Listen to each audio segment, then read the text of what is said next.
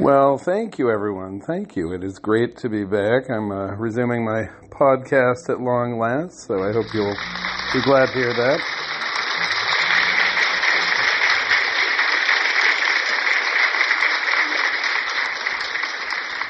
And it's so great to be here with you again in the studio, yet again after a long time away.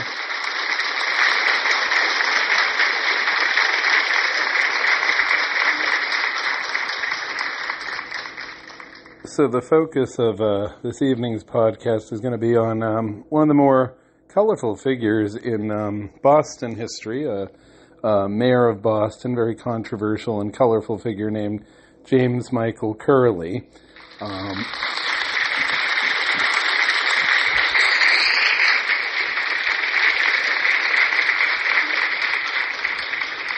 Today people think of Boston as being one of the most Irish Catholic cities in America, but it wasn't always that way. The original English settlers who came in, obviously, there'd been indigenous peoples living on the land that is now Boston for many thousands of years before any Europeans were there. But when the first English settlers, the Puritans, came along in 1630, they were exclusively Protestant, and Puritans had a deep-seated hostility for Roman Catholics. They regarded the Pope as the Antichrist.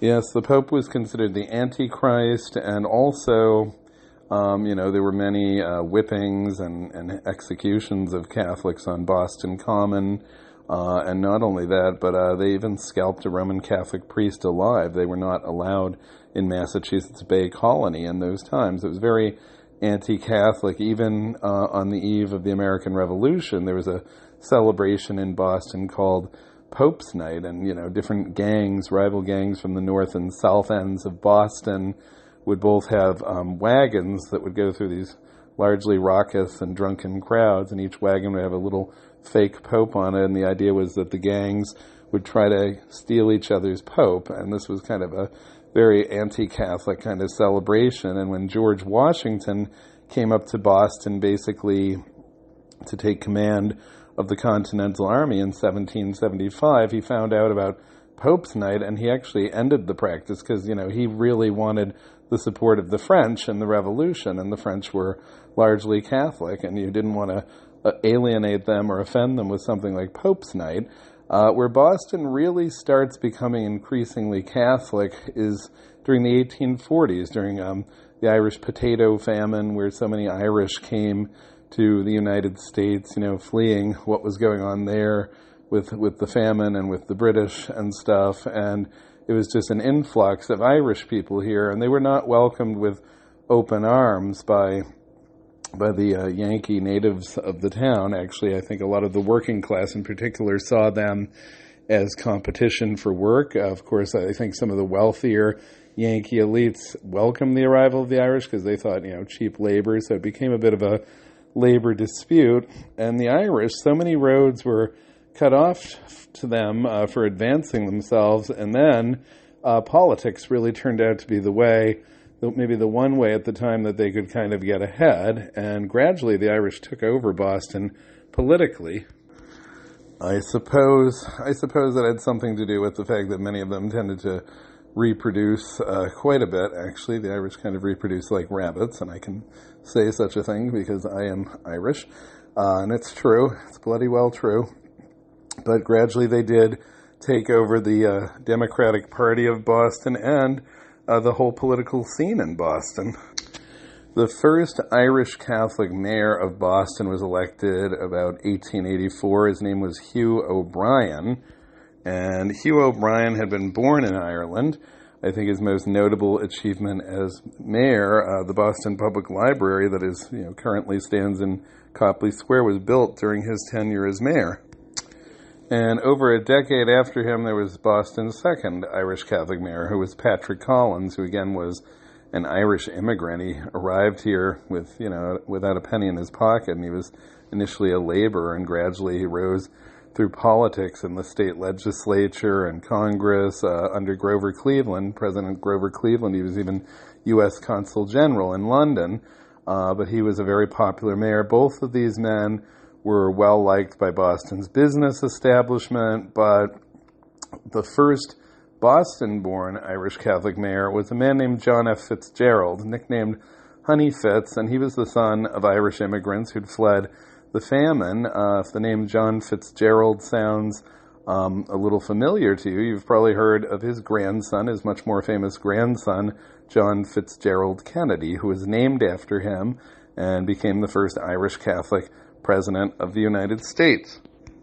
And John F. Fitzgerald, so born in Boston in 1863, grew up quite poor, sometimes without even shoes on his feet, but he was a very bright and sociable lad, and he actually got admitted to Boston Latin School and briefly studied at Harvard Medical School. He had to give up his studies because his parents died, and it fell to him at quite a young age to raise all his younger brothers and sisters, and eventually went into the insurance business, basically, and made some money there. He also found kind of an entree in politics, and he rose like a rocket. He was very charismatic. He courted the Jewish and African American populations of Boston, two groups that had been traditionally neglected by elected officials in town, so he did his best to cultivate them.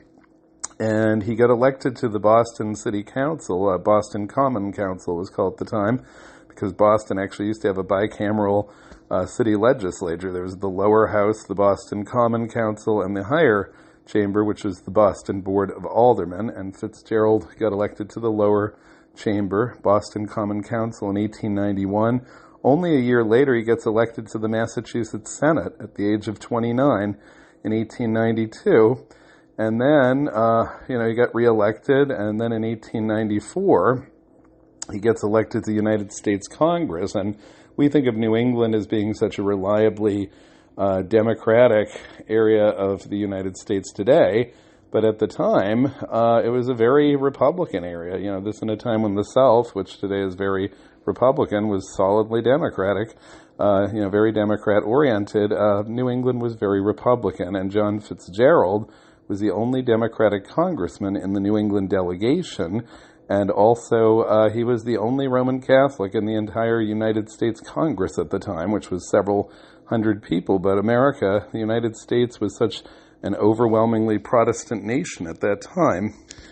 And John Fitzgerald ended up serving 3 terms in Congress, and then he kind of stepped out of politics for a few years. When Patrick Collins, who was mayor, died in 1905, Fitzgerald decided to run for that office, and he won and became the first American-born Irish Catholic mayor, and he did not care one bit about cultivating the affections of the business elite. He kind of liked to pull their tail a bit. He was a bit of a populist, and actually he had some solid achievements as mayor, actually, and I guess the biggest thing was that he was mayor when Fenway Park opened in 1912. In fact, he was the first person to ever throw out a ball at a Red Sox game at Fenway Park. John F. Kennedy's grandfather, Mayor John Fitzgerald, in 1912. And did you know the Titanic actually sank the very same week that Fenway Park opened? So no wonder our team was cursed. We had a bad start right there. Never mind Babe Ruth.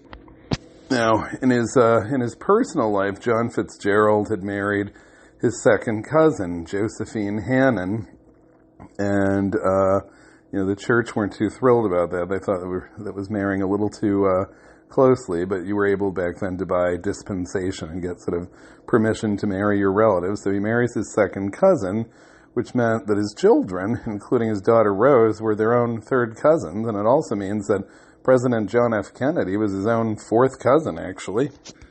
So John Fitzgerald marries his cousin Josephine in 1889. A year later, their daughter Rose was born, and they would have 2 more daughters and 3 more boys as well. And very sadly, 3 of his kids would predecease him, but his daughter Rose led a very interesting life. Her mother really did not like politics, very shy and retiring woman, and so Rose, as a teenager and a young woman, basically served as her father's official hostess, and she got to meet everybody from Teddy Roosevelt to Harry Houdini, and she got to christen ships and cut ribbons, and she loved it. She loved the limelight, and she and her father were very close, but they did end up having a bit of a falling out on one thing, and that was that Rose fell in love with a young Harvard student named Joseph P. Kennedy, and the problem was that he was the son of one of Mayor Fitzgerald's political enemies, P.J. Kennedy. He was an Irish Catholic ward boss in East Boston, and it almost became like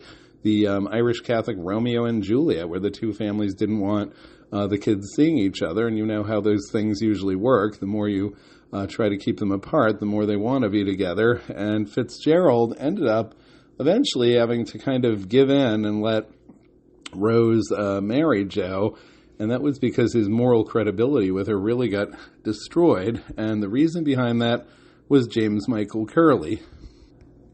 James Michael Curley was kind of Fitzgerald's political protege, and in fact, he was grooming Curley to be his successor, actually. Curley had grown up in the Roxbury area and an even more downtrodden part of Boston than Fitzgerald, and probably had to fight and struggle even harder than Fitzgerald, and so Curley could be a bit nastier and angrier in his political style than the generally jovial Fitzgerald. Both of them had lost their fathers as young people, but Curley's father had actually dropped dead working on a construction site when he got overworked, and Curley had a mother who'd been a maid to a very rich Boston family who actually fired her from her job on Christmas Eve just for taking some bread and bits of food that the family had no intention of eating. There were scraps that were just going to get thrown away, and so they fired her for stealing them, and all she wanted to do was take those leftovers home to her many children because she was their sole source of support. So Curley really had developed a hatred for the wealthy and for sort of Boston Protestants in general.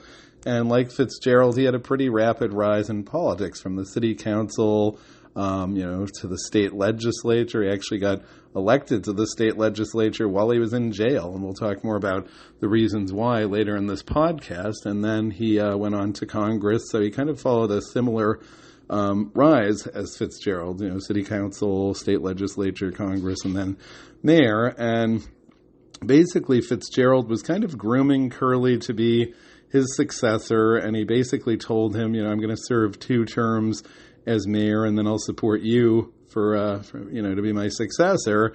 But come 1913, when the mayoral election was coming up, Fitzgerald was really at the peak of his powers. He was immensely popular, and he kind of reneged on Curley. And Fitzgerald decided to run for a 3rd term, and he told Curley, I'm going to do 1 more 4-year term, and then in 4 years I'll support you, I promise. And Curley was having none of it. He said, no, you said you would serve 2 terms and then support me, and I'm going to run against you. And Fitzgerald basically said, well, good luck with that. I'm the most popular man in Boston. And Curley ran against him, and the thing was, not too long after that, Mrs. Fitzgerald received a black-bordered envelope in the mail. And in those times, if you got a black-bordered envelope, that meant that someone close to you had died. So she opened it up, and inside was apparently an unsigned letter, basically saying your husband, who portrays himself as this good, wholesome family man, is actually seeing a showgirl named Toodles, and if he doesn't drop out of the race by the end of the week, he will be exposed as the fraud that he is, and your whole family will be a laughingstock. Now, needless to say, when Mayor Fitzgerald got home that evening, he had some explaining to do about who Toodles was, and he told his wife that he'd never met Toodles. And then Curley had a press conference where he announced that the next week he was going to have a public lecture at Faneuil Hall called Great Lovers in History, from Cleopatra to Toodles, and almost immediately Fitzgerald dropped out of the race, so that was kind of the end of his political career. And, if you know the history of the Kennedy family, I guess the apples didn't fall far from that tree. But, no, I love the Kennedys, but gotta say it. And there really was a Toodles Ryan. She was Elizabeth Toodles Ryan. She was a showgirl. Boston mayors always had mistresses with very strange names, kind of novel names, like Fitzgerald had Toodles, and a couple mayors after him was a mayor named Andrew J. Peters, and he had a mistress named Star Faithful, and we'll talk more about that perhaps in a future podcast, because that's quite a story in and of itself. But suffice it to say, Curley had basically demolished Fitzgerald's political career with blackmail, and now he was free to become the next mayor of Boston, and he basically drove the rich of the town crazy. At one point, he actually threatened to basically sell off the land where the public garden is and put a new public garden in the more inner city area where real Bostonians could use it, where it wouldn't just be a playground for the wealthy of Back Bay and Beacon Hill neighborhoods. And he did an awful lot of things like that. I know that he wanted some money. He wanted a loan to the city once from a wealthy banker in Boston. It was part of the upper class, Yankee elite. They were known as Boston Brahmins at the time, named after, the Indian caste system Brahmins. And apparently the banker who refused the loan to Curley was a man named Codman, which is an old Yankee name in Boston. And so Curley, supposedly, the story goes, to embarrass Codman. Codman had a son who was mentally challenged named Russell, and he appointed Russell as a fire commissioner and gave him his own special fire hat and fire engine and let him ride through the town. And this poor man became kind of a laughing stock, and eventually the banker gave in and gave Curley the money that he wanted, just to get him to take his son out of, the public eye. And that story may be apocryphal, but there does seem to be more than a grain of truth to it. But as mayor, Curley was a bit of a Robin Hood. He would, take from the rich and give to the poor. Working class people of Boston loved him. He reached out to communities of color and to people like Jewish voters in a way that even Fitzgerald hadn't. So it was kind of unprecedented level of outreach there. And so he built kind of a real populist alliance of the have-nots and the excluded and the marginalized. And people loved him no matter what he did. As I said earlier, he got elected to the Massachusetts state legislature while he was in jail. And the reason he was in jail was a lot of his constituents were immigrants who could barely speak English, and they couldn't, spell their names or anything for their citizenship exams. So sometimes Curley or a political associate of his would go down and actually impersonate them and do the work for them and sign their names. And he got caught doing this and sent to jail. And instead he turned it into a campaign asset and said, I'm helping these people. He ended up building a beautiful mansion on the Jamaica Way that still stands. It's famous for its shamrock shutters, actually. It's known as the house with the shamrock shutters. And Curley actually got the city to pay for that, because if you were a contractor and you wanted a contract with the city of Boston for some construction work, you had to agree to build part of Curley's mansion, actually. And Curley was married to a woman named Mary, and she actually gave him 9 children, and incredibly, only 2 of them ended up surviving him. He lost 7 of his 9 children before he died, and in one case, 2 of them died on the very same day in completely different circumstances, which is just quite eerie. There is kind of a theme of Boston mayors around that time losing a lot of children. Like I mentioned earlier, Fitzgerald lost 3 of his 6 before he died. Curley was left with 2 of his 9, and his successor as mayor, Andrew J. Peters, had 6 boys, and 3 of them died young as well. So maybe there's a curse on Boston mayors. I certainly hope not. But Curley went on to serve 4 non-consecutive terms as mayor, first elected in 1913 and last elected in 1945. So he ended up being mayor until 1950, actually, and had a 50-year career in politics. He also served 1 term as governor of Massachusetts. He got elected in 1934. It was kind of a disastrous tenure, because although he had a lot of achievements as mayor, like building Boston City Hospital and doing lots of things for the poor, some biographers feel being governor kind of went to his head, and he got a bit imperial. He certainly violated a lot of laws. His gubernatorial limousine used to be famous for running red lights, and in one case they actually once ran a red light and crashed into a car of teenagers, and the teenagers are already shaken up, and suddenly they have the state troopers there. Suddenly the state troopers are telling the teens that they have to say that they were the ones who ran the red light and that it was their fault, so the governor wouldn't look bad. And basically Curley told them, if you don't go along with it, I'll make sure all your parents lose their jobs and stuff. So he was getting a little bit crooked at this time and nasty. And apparently, he was once driving through one of the tunnels. Curly was once in his gubernatorial limousine driving through one of the East Boston tunnels. I forget which one. Not sure if it was the Sumner or the Callahan. But there was a traffic jam, and even he with his state police escort couldn't get through, and he was next to a guy in a car, a motorist, who actually gave him the finger, and Curly ended up having his state troopers get out and pull the guy out of his car and beat him in front of all these other people who are stuck in traffic, and Curly himself got out and apparently kicked the guy in his reproductive area, if you get my drift. Not the only time he'd done that, incidentally. He was once on a radio show basically talking live about how bad his opponent was, and then he went outside afterwards and he was getting dressed in his coat and stuff, and he could hear his opponent talking about him. His opponent was a guy named Dan Coakley, who actually, if anything, was even more corrupt than Curly, and not, he's kind of like Curly without the nice parts. He was just kind of all bad. And Curly ran in to the studio while his opponent was on air and started screaming and swearing at him. And then he actually basically chased the guy around the studio while they're on air, so that hundreds or thousands of radio listeners are hearing this altercation. And Dan Coakley's son tried to get in between them, and Curly again kicked him where. So Curly seemed to have a real affection for doing that to people. Curly would often portray himself as a very devout Catholic, and he may well have been. Reportedly never cheated on his wife, and when she died, he married again and married a woman who had 2 teenage sons, and they became his stepkids.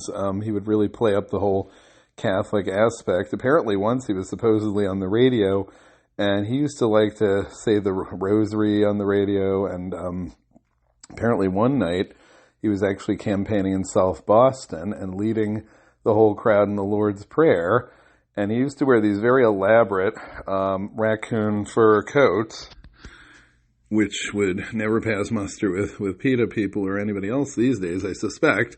And it was kind of laying on the side of his car while he's standing up leading the crowd in the Lord's Prayer. And apparently when he got to the part about, and forgive us our trespasses as we forgive those who trespass against us, he actually noticed somebody stealing his coat, and he yelled out, "Get that son of a bitch, he's stealing my coat."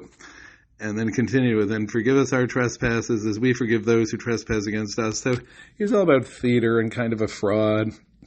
His last term as mayor, he actually ended up serving half of the term in a federal penitentiary for fraud. So he just kind of started really going downhill. And by 1949, people had enough of him, and they finally stopped electing him as mayor. And after he left office, he kind of went off into obscurity for the last decade of his life. And it must have really galled him that, Fitzgerald, he outlived Fitzgerald, his political rival, whose career he kind of destroyed. But Curly watched his kids all die off. And meanwhile, Fitzgerald's grandson, John F. Kennedy, became, a congressman and a senator and eventually president. Curly never lived to see JFK become president, but he did live to see him get elected to the Senate, and I think that really did kind of gall him. And Curly was only outlived by 2 sons, interestingly, whom both of the sons never married, never had children. In fact, both of them actually were gay. One of them was a Jesuit priest who ended up getting defrocked, and the other one ended up having a drinking problem and living on Boston Common. And, when Curly died, he left a lot of very grand furnishings from his mansion, but the mansion was gone, and he left an inheritance to his 2 surviving sons, and they quickly went through that inheritance, and the 2 of them ended up living in a little basement apartment near Symphony Hall that was crammed with all this oversized furniture that was meant for a mansion, not a basement apartment. But eventually one of the boys ended up living in the projects and the other sleeping on a bench in Boston Common. And despite having 9 kids, Curly had no grandchildren, so he's no surviving descendants today.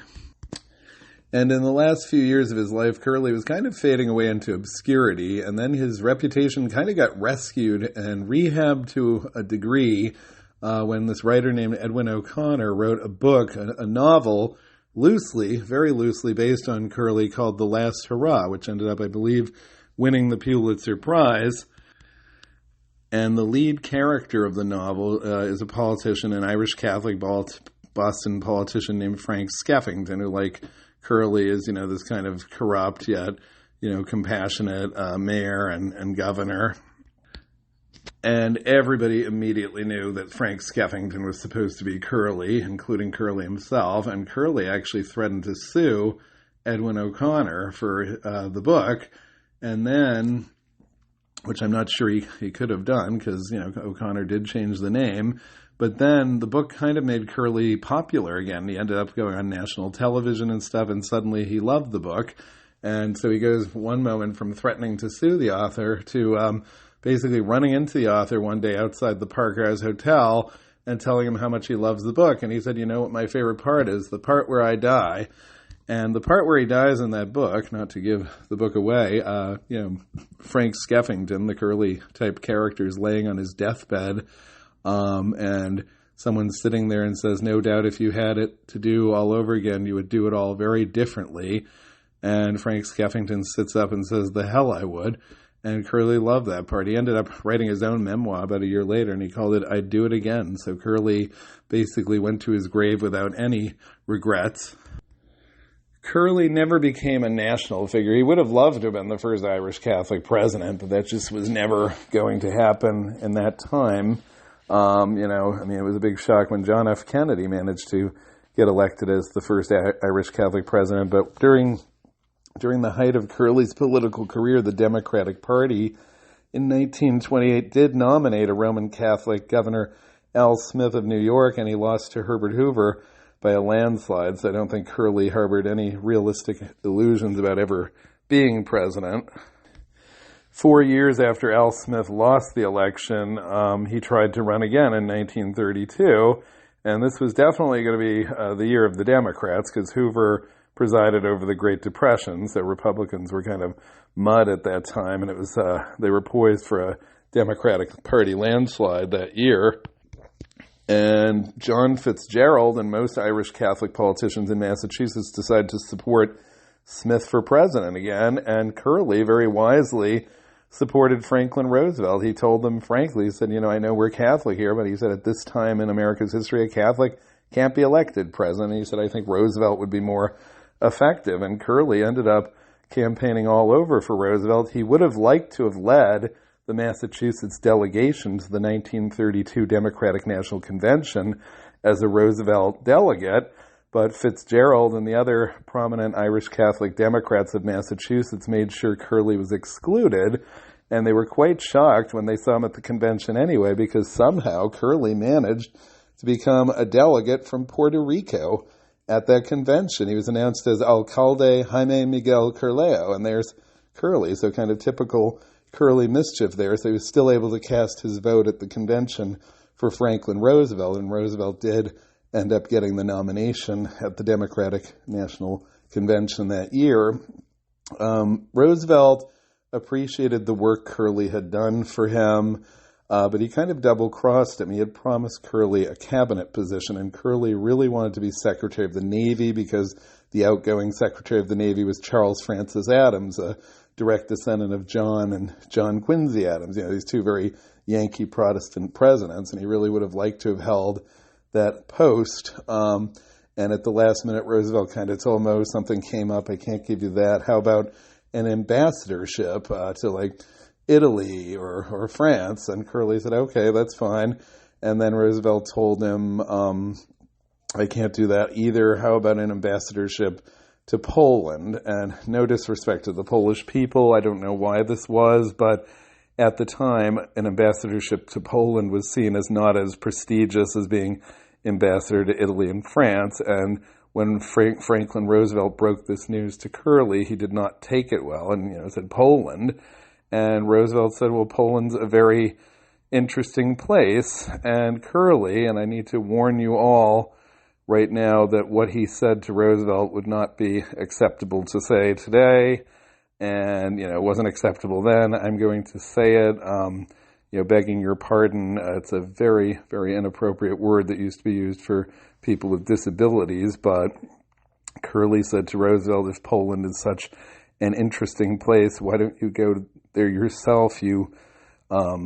I can't even say it, but it starts with a C, and it's a word that used to be said disparagingly for people like Roosevelt who were in wheelchairs. So I've decided I'm not even going to say it because I didn't want to, get anybody upset. But not a very nice thing to say to Roosevelt. And suffice it to say, after calling Roosevelt that word, which rhymes with tipple, Curly was not welcome at the Roosevelt White House anymore, and Roosevelt and Curly had a big falling out. And so I think Roosevelt at every turn kind of thwarted any higher ambitions for Curly.